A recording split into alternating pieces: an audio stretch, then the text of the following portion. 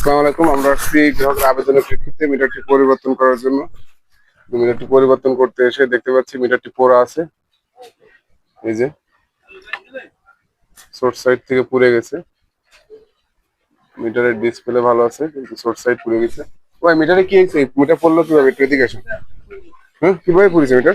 বৃষ্টির পানি কিভাবে বুঝতে আমরা জানি না। আপনারা দেখতে আইছেন মানে ওই যে যারা আপনার ই করে এই কারেন্টের বিল দেখে যায় তারা বলেছে যে বিলটা ফুরিয়ে গেছে এই কারণে আপনারা জানেন না, আপনারা দেখেন খেয়াল করেন।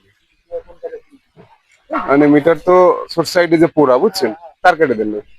সোর্স সাইডে যে পুরা, এখন এই মিটার কিন্তু আমাদের যে অফিসে যেটা পরীক্ষা করবে মিটার টেস্টে, তারপরে সিদ্ধান্ত দেবে, হ্যাঁ, যে কেন কি কারণে পড়েছে। বাহ্যিক দৃষ্টিতে তো এইভাবে বোঝা যাচ্ছে না।